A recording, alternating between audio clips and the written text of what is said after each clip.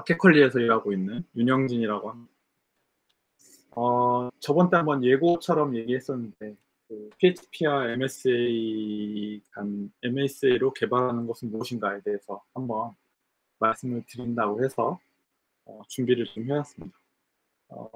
사실은 MS에 대한 마이크로 서비스 아키텍처에 대한 책들이 굉장히 많고, 그렇기 때문에 적인 내용들을 전부 다 얘기하거나 이러진 않을 거고, 중요한 내용들만 얘기하도록 하겠습니다. 잠깐만요. 밑에가 안 보이지? 잠깐만요. 이게 원래 노트가 보여줘야 되는데 안 보이네요. 잠깐만 좀만 기다려주세요. 여기 있구나. 네. 보이네요. 네. 그래서 사실은 제가 면접을 많이 보게 되면 MSA를 해봤냐, 아니면 MSA에 대한 어떤 철학이 있으시냐 질문을 꼭 드리거든요. 근데 아키텍처라는 게 어떤 마이크로 서비스를 한다 안 한다라는 중요한 개념보다는 사실은 전체적인 개발 방법이나 인프라나 개발 문화나 아니면 CI 방법이라든가 등등을 다 포함해야 된다고 저는 보고 있습니다. 많은 분들이 이제 모노리틱 아키텍처들을 이제 스타트업들 속에서 개발하고 쓰다가 어느 순간 마이크로 서비스 아키텍처로 넘어가게 되죠. 모노리틱의 이제 그 구조의 경우에는 도메인별 모든 소스나 서비스가 하나의 서비스로 다 되어 있기 때문에 다 뭉쳐 있는데, 보통은 마이크로 서비스 아키텍처로 가게 되면 각각의 도메인의 중심적으로 마이크로 서비스가 분리가 되고, 배포도 각각하고, 또 만일 장점이라고 하면 장점이라고 할 수 있는데, 만약 쿠폰 서비스가 따로 배포가 됐는데 쿠폰 서비스에 트래픽이 많이 들어온다라고 치면 쿠폰 서비스만 스케일업을 하면 사실은 해결되는 문제인데, 다른 서비스까지 무리하게 스케일업을 할 필요가 없죠. 이렇게 되면 모노리틱보다는 굉장히 많은 장점을 가지게 됩니다. 보통은 MSA 아키텍처에서 중요하게 여겨지는 것들을 제가 한번 적어봤는데, 서비스 디스커버리라고 해서 마이크로 서비스가 되면 굉장히 많은 서비스 안에 굉장히 많은 서비스들이 갖고 있기 때문에 이 서비스에 대한 메타 정보들을 알아야 각각의 서비스를 연결할 수 있고 트래픽을 전달할 수 있기 때문에 서비스 디스커버리라는 기술이 있어야 되고요. 그 다음에 마이크로 서비스의 경우에는 특정 API에서 오류가 나면 그 오류를 찾기가 굉장히 힘들어요. 왜냐면 만일 어떤 하나의 리퀘스트를 받는다 치면 벌써 한 5개의 서비스를 통해서 뒷단에 있는 리퀘스트를 앞단으로 끌어당기거든요. 근데 만일 오류가 그러면 5개를 통과한 서비스 중에 어디서 오류가 나느냐를 알려면 굉장히 힘들어지죠. 그래서 보통은 이제 그 디스트리뷰트 트레이싱이라고 해서 치킨이든 아니면 APM을 쓰던 빠르게 그 오류의 지점을 파악할 수 있도록 하는 것이 중요합니다. 그리고 또 처음에 모노리틱 서비스를 차근차근 마이크로 서비스화 한다고 치면 기존에 서비싱했던 API 엔드포인트를 여러 가지 API 엔드포인트를 있을 텐데 그 중에 하나 정도만 마이크로 서비스 한다라고 하면 이제 다이나믹 라우팅이라고 해서 특정 트래픽스나 아니면 어떤 패스로 들어오는 트래픽들을 어떤 특정 마이크로 서비스에 보낸다거나 아니면 그 해당 마이크로 서비스가 로드 밸런싱을 충분히 할 수 있도록 준비를 한다거나 이런 것들이 있을 수 있고요. 또 이제 생각보다 많은 분들이 좀 신경 안 쓰는 부분 중에 하나인데, 마이크로 서비스를 MSA를 하게 되면 여러 가지 판본을 만들게 돼요. 스테이지도 만들고 퍼포먼스망도 만들고 개발망도 만들고 개발망 1, 2, 3, 4, 5, 6, 7, 8이 이렇게 만들게 되면 언제나 문제가 되는 게 이제 콤피그 주입입니다. 이 콤피그 주입을 어떻게 잘할 것인가에 대한 고민도 있고, 또 콤피그 중에 어떤 거는 암호화해서 전달되지 않겠냐, 이런 부분들도 고민을 한번 해봐야 됩니다. 그리고 마이크로 서비스 또 이 문제 중에 하나가 뭐냐면 서비스 하나가 장애가 나면 전면 장애로 퍼지는 예가 굉장히 많습니다. 그래서 그러면 어떻게 하면 서비스를 다시 복원시킬까? 서킷 브레이크를 쓸 수도 있고, 로드 밸런싱을 써서 다른 대체 API로 복구를 한다거나 이렇게 할 수도 있는 부분도 있고요. 그 다음에 그 매트릭과 모니터링이 해서 현재 그 마이크로 서비스에 있는 진짜 수많은 서비스들 중에 어디가 문제고, 그 다음에 보통은 로그가 너무 많이 차서 로그를 어떻게 해야 된다. CPU의 사용량이 높으니까 CPU 스케일업을 해야 된다거나 이런 빠른 판단들을 할 수 있도록 매트릭과 모니터링이 준비가 돼야 되고, 또한 많은 서비스들이 빠르게 장애가 나거나 문제가 생겼을 때 빠르게 대처를 해야 되는데, 이에 대해서 어떤 코드에 대한 배포 속도나 이런 것들에 대한 처리를 위해서 CI/CD 등이 준비가 됩니다. 근데 보통 이런 지금 제가 말씀드린 요 위의 것들을 마이크로 서비스 1세대라고 할 수 있는 스프링 클라우드 넷플릭스에서는 각각 이제 서비스 디스커버리는 유레카, 디스트리뷰트 트레이싱 같은 경우에는 집킨, 다이나믹 라우팅과 로드 밸런싱 같은 경우에는 줄이나 리본을 쓰기도 하고요. 그 다음에 서비스 레질런시 같은 경우는 히스트릭스나 아니면 리본도 연관이 있겠고요.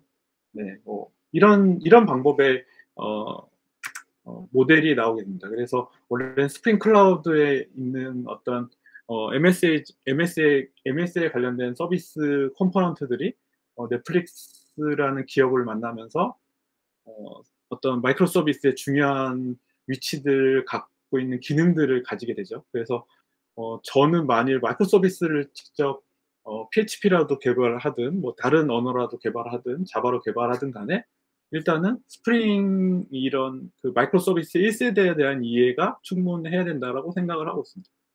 그래서 만약 좀 다른 언어를 PHP나 다른 언어를 하시더라도 마이크로 서비스에 관련된 어떤 기능, 각각의 요소들이 갖고 있는 기능들이 무엇인가, 를 알기 위해서는 좀 스프링 클라우드 넷플릭스에 대한 학습이나 이런 부분이 좀 필요하다고 하고, 저는 이 책이 굉장히 괜찮았던 것 같아요. 그러니까 꼭 이거를 갖고 자바로 코딩을 하지 않더라도 여기 나오는 여러 가지 기술적인 기반 지식들이 중요한 요소로 나오게 됩니다. 그러면 이런 것만 필요하냐고 하면 실제로 개발을 하게 되면 여기 제가 지금 열거해 놓은 것들이 어느 정도 필요하게 됩니다.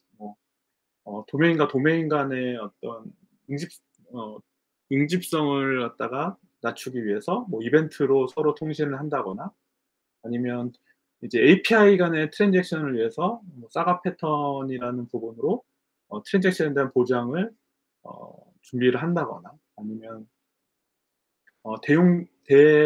대량의 트래픽을 받았을 때 그러면 어떤 방식으로 서비스적인 완결성을 가질 것인가에 대한 부분들 해서 CQRS 패턴을 사용한다거나, 아까 서비스 복원에 대한 부분으로 서킷 브레이커를 얘기한 부분도 있고, 또 특히나 MSA를 사용하는 너무 많은 서비스들이 한꺼번에 동작하고 있는데, 그러면 이 서비스들의 인증과 그다음에 권한에 대한 관리는 또 어떻게 할 것인가에 대한 부분도 대안을 좀 가지고 있어야 됩니다.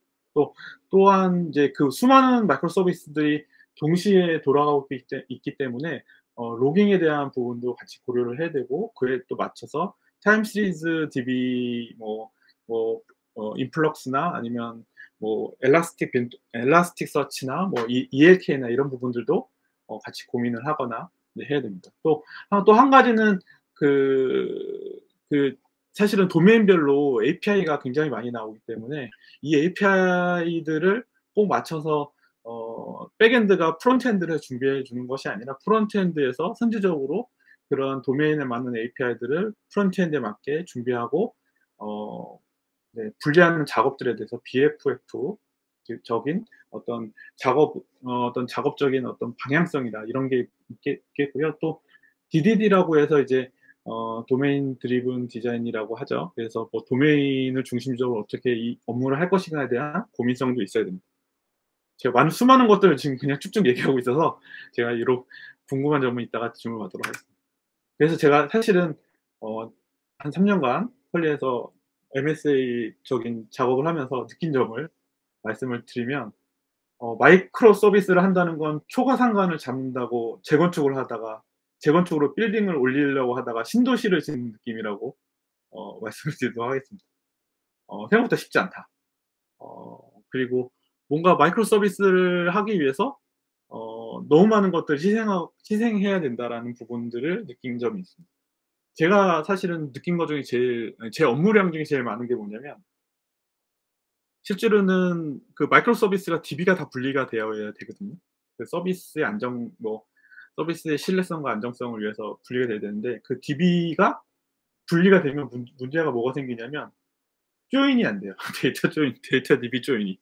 근데 우리의 그 운영하시는 분들은, 만일 예를 들자면 예를 마이크로 서비스 분리했다고 치면 쿠폰에 대한 DB만 쿠폰을 가지고 있으면 되거든요. 근데 관리하는 측면에서는 이거를 회원 정보와 상품 정보와 같이 보여줘야 되는데, 그러면 이건 어떻게 보여줄 거냐에 대한 이제 질문이 생기면서 이제 헬게이트가 열리기 시작합니다. 그래서 생각보다 이때 많이 느끼게 되는 게, 조인이 진짜 위대한 거구나. RDB의 정규화가 엄청 위대하다. 이런 걸 좀 느끼게 되고요. 그다음에 이제 두 번째 느끼게 되는 건 이제 트랜잭션이죠. 지금 뭐 아까 마이크로 서비스에서 트랜잭션을 뭐 사가 패턴 이런 거 얘기했는데, 나중에 MSA 트랜잭션 해보시면 이제 난리가 납니다. 난리가 나서 사가 패턴도 실제로는 그 롤백을 하기 위해서 다시 API를 순서대로 반대 방향으로 다시 다 호출을 해야 되는 이런 문제도 있고, 그래서 트랜잭션이라는 게 굉장히 RDB 위대하다라는 부분을 다시 한번 느끼게 되고, 그다음에 또 이제 어느 책에서는 인터페이스에 대한 부분을 뭐 REST API로 꼭 해야 된다라는 부분도 있는데, 꼭 그렇지는 않습니다. Q나 뭐 DB나 뭐 저희 같은 경우는 카프카를 쓴다거나 뭐 이렇게 할 수 있기 때문에 좀 넓게 봐야 된다라는 부분이 있고요. 약간 그 마이크로 서비스의 약간 정석처럼 REST API로 모든 걸 다 API로 해결해야 된다는 부분을 성전처럼 믿는 분들이 있어서 좀 안타깝고요. 그다음에 이제 APM은 진짜 필수입니다. APM을 안 쓰면 그만큼이나 장애를 해결하는 속도가 느리게 됩니다. 요즘에 저희 데이터독을 쓰고 있는데, 특정 API에 연결된 서비스를 다 그래픽하게 보여주는 모습을 보고 굉장히 많이 놀랐어요. 그리고 이제 제가 드리고 싶은 말인데, 꼭 MSA로 개발을 안 해도 됩니다. 특히나 어떤 기업이나 이런 데서는 우리 MSA로 처음부터 개발을 해야 된다라고 해서 개발을 하다가 망한 예도 좀 봤고, 또 어떤 서비스를 처음에 MSA로 만들었는데 나중에 보니까 그 개발하는 기능에 비해 개발을 하는 인력이 너무 많아요. 굳이 안 그래도 되는데. 네. 그래서 될 수 있으면 MS를 개발 안 해도 된다. 그리고 또 이제 MS에서 그 마이크로 서비스가 도메인 단위로 나뉜다고 했는데, 이게 뭐 그렇게 정작 안 했지만 어느 순간 도메인 이기주의로 빠지게 되는 부분을 맞닥뜨리게 됩니다. 예. 명확하게 도메인이 나눠지지 않고 약간 그 뭐라고 할까요? 도메인이 명확하지 않은 게 있는데 나중에 보면 서로 이제 던지게 하고 있는 거죠. 그래서 신뢰와 커뮤니케이션이 굉장히 중요하다라고 생각하고 있습니다. 네, 요 앞부분이 MSA이고, 그럼 PHP는 어떻게 할 것이냐라고 들으면, 저는 사실은 요 12 팩터라는 어떤 마이크로 서비스의 원칙들을 지켜나가는 게 중요하지 않겠냐라고 하고 있습니다.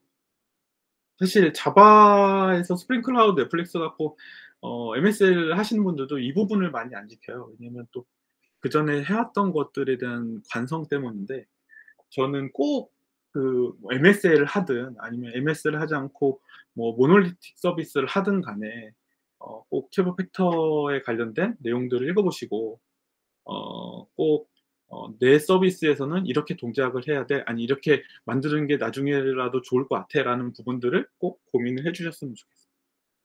그럼 저는 그 아까 12 팩터에서 5번을 좀 중요하게 여기는데요.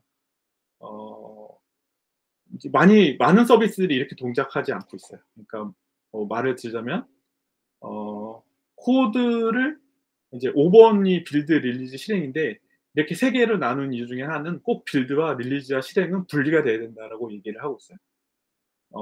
만일 그런 거죠. 코드를 갖다가 CI를 돌려서 테스팅을 하고, 빌드본을 만들고, 그 빌드본 만든 거를 따로 어딘가 잘 보관을 해두고 있다가, 실행을 할 때 콘피그와 결합해서 릴리즈를 실행해야 된다라는 게 있거든요. 근데 제가 지금 많은 CI에 대한 방법들을 보면 다 마스터에 머지하면 배포됩니다. 이런 걸 굉장히 많았습니다. 그래서 그렇게 하면 안 된다. 꼭 그 빌드와 릴리즈와 실행은 분리가 돼야 된다. 특히나 이제 그 환경 변수를 릴리즈 실행 때 넣게 되면 뭐가 좋게 되냐면 데브나 스테이지나 아니면 뭐 프로덕션이나 로컬에서나 굉장히 편하게 서비스를 올리고 테스팅을 하고 내릴 수가 있어요. 근데 이제 이런 것들이 나중에 보면 굉장히 이제 콘피그 주입이 빌드를 할 때 들어간다거나 아니면 릴리즈를 할 때 들어간다거나 이런 부분들이 많거든요. 뭐 만일 리액트에 뭐 싱글 페이지 어플리케이션 뭐 서비스를 만드는 거 보면 보통은 다 빌드에 환경 변수가 들어가게 되죠. 그래서 요런 것들을 최대한 이제 릴리즈를 할 때 주입될 수 있도록 원칙을 세워야 된다라는 말씀을 좀 드리고요. 특히나 제가 좀 많이 보는 것 중에 하나가 언제나 롤백을 할 수 있는 유니크한 아이디를 갖고 있는 릴리즈 아이디를 갖고 있어요. 이게 없으면 배포하는데 1시간 걸리는 거죠. 빌드하고 릴리즈하고. 그래서 요런 부분들 같이 좀 지키셔야 될 것 같습니다.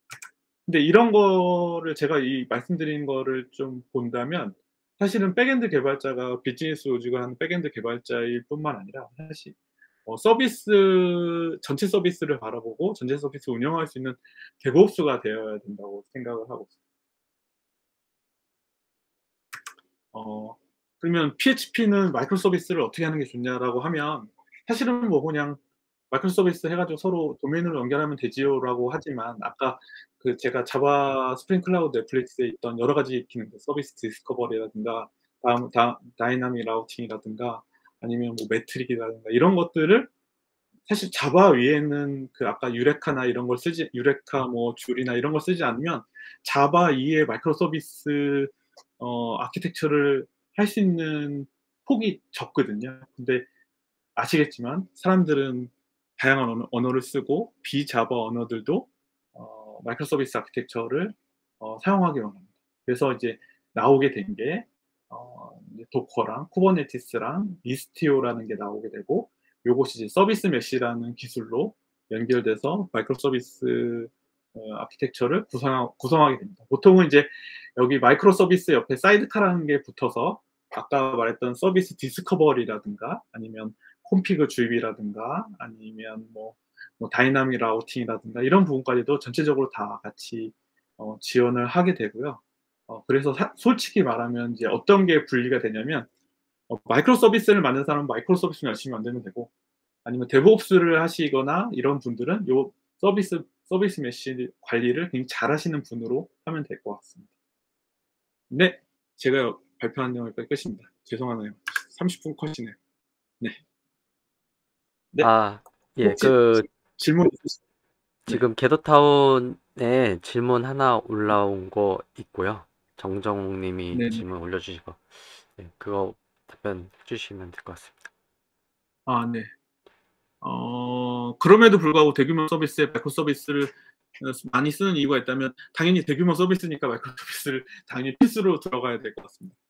이게 문제가 뭐냐면 대규모 서비스가 되면 사람이 많아지고 사람이 많아지게 되면 소수의 개발팀이 절대로 개발을 못하게 되고 그렇게 되면 수많은 도메인들을 컨텍스팅 스위칭을 해가면서 계속 개발을 해야 되고 이렇게 하게 되면 이제 놓치게 되죠. 그래서 보통은 아까 말했듯이 필수적으로 MSA로 넘어가서 개발을 할 수밖에 없는 상황이 되게 됩니다. 네. 네네. 뚠뚠양 조아님께서 저런 환경 변수 문제는 저희는 AWS 시크릿 매니저를 이용 중인데, 네, 이렇게 사용하기도 하고, 만약 아까 쿠버네티스 같은 경우에는 콘피그 맵이라든가, 뭐 암호화된 암호화된 값에 대해서는 뭐 볼트라든가 여러 가지 파라미터 스토어도 있죠. 좋은 방법들이 있어서 또 특히나 이 MSA 관련된 프로덕트를 잘 만드는 기업 중에 해시코프라고 있습니다. 컨설이라든가 뭐 볼트라든가 이런 걸 만드는 기업들이 있죠. 그래서 그런 기업에서 나오는 프로덕트를 보면 여러 가지 해결책들이 많이 들어가 있습니다. 네. 그래서 그런 것도 이용하시면 되겠다. 그리고 여기 정양파님께서 MSA는 도입하지 마세요. 네, 그렇습니다. 네. 네. 네, 이게 진짜 해보면 그러니까 해보면 이게 아까 말했듯이 그냥 빌딩을 지으려고 했는데 어느 순간 신도시를 짓고 있는 게 문제인 거예요. 마이크로 서비스 5개만 분리하자고 했는데 어느 순간 주변에는 마이크로 서비스 20개가 존재하고 그걸 다 관리해야 되고, 네. 그래서 네. 이제 많은 기업들을 좀 큰 기업들을 면접을 보게 되면 다 MSA에 대한 관련된 질문을 꼭 하게 되고, 그러면 이제 너는 어떤 철학을 갖고 있니가 대부분 다 이제 물어보는 질문이죠. 아니면 뭐 너는 어떤 경험을 해봤니가 대부분 다 질문입니다. 뚠뚠냥 조원님께서 데이터독은 어느 정도 사용하고 계시냐고 하면 저희는 프로덕션 인스턴스 전부에 다 데이터독을 걸고 있습니다. 그래서 돈이 팡팡 나가고 있죠. 네, 그래서 네, 맞아요. 에러 트래킹이나 이런 부분들 다 데이터독으로 당연히 하고 있고요. 네, 그러니까 저희도 원래 뉴렐릭스 썼고 뭐 여러 가지 방법 썼는데, 네, 데이터독이 제가 보기에는 비싸지만 쓸만합니다. 프로파일들은 어떤 프로파일을 얘기하시는 건지 모르겠네요. 뭐 질문을 정말 좀 더 자세한 질문을 해주시면 제가 답변을 드리도록 하겠습니다.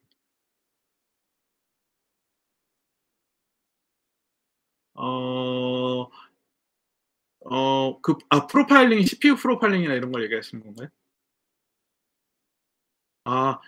제가 찾는 기능 중에 하나가 CPU 프로파일링이거든요. 근데 지금 베타라고 한 게 요즘이라고 할 수 있을 것 같은, 제가 사실은 너무나 기다리는 기능이거든요. 그래서 아직 써보지 못했습니다. 그래서 그러니까 문제가 뭐냐면 장애가 일어나고 CPU를 많이 쓰고 있는데 과연 PHP 코드 어디서 CPU를 많이 쓰고 있는가, 네, 이런 거 사실은 알 수 있는 방법이 없는데, 그 자바의 경우에는 CPU 프로파일링이 가능하다고 알고 있습니다.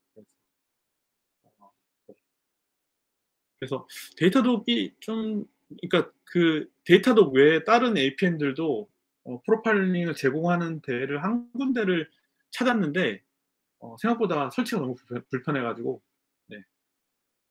아무튼 저도 한번 찾아보고 최대한 사용해 보도록 하겠습니다. 네. 또 질문 있으시면.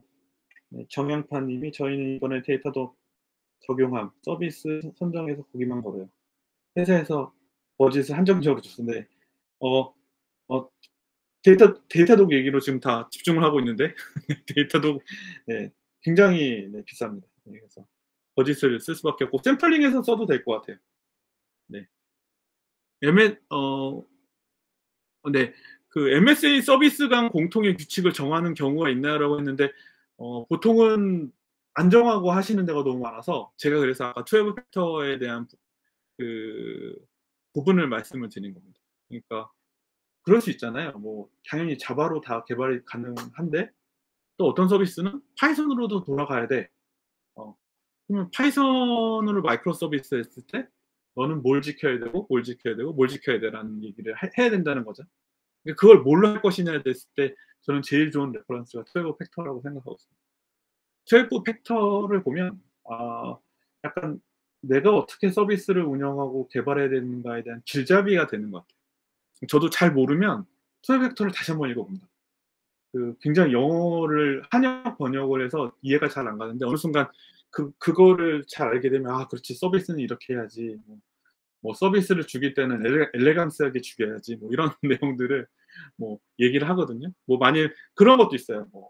요즘에 헥사고널 아키텍처라고 해서 뭐 헥사고널을 그래서 뭐 이렇게 디자인 패턴을 이렇게 써가지고 해야 된다라고 하는데 라라벨에는 기본적으로 매니저 패턴 헥사고널이잖아요. 그러면 이제 어떻게 그 백엔드 내가 아닌 다른 서비스, 그러니까 뭐 다른 마이크로 서비스가 어떤 나와 연관을 가져야 되고 어떤 그 규칙으로 통신을 할 것인가에 대한 정의도 12 팩터에 있습니다. 그래서 한번들 보시면 12 팩터를 꼭 한 번들 다 읽어보시고 지금 현재 나의 서비스에서 뭐가 다른가를 검출한 다음에 조금씩 변화해가는 모습을 가지셨으면 좋겠습니다. 네. 또 혹시 질문 있으실까요? 없으시면 여기까지 하도록 하겠습니다.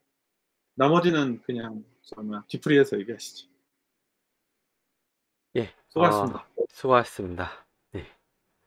정말 와, 짧은 발표였지만 그 MSA에 대한 엄청나게 농축된 내용이었던 것 같아요. 이거는 나중에 그 PT 자료에 있는 용어들만 쫙 훑어도 네, MSA에 대해서 정말 많은 것을 공부할 수 있는 그런 내용이었던 것 같습니다. 좋은 내용 발표해 주셔서 감사합니다. 이로써 2022년 7월 정모를 마치겠습니다. 이 자리에 참석 및 시청해 주신 여러분들께 감사드립니다. 다음 정모에서 뵙겠습니다.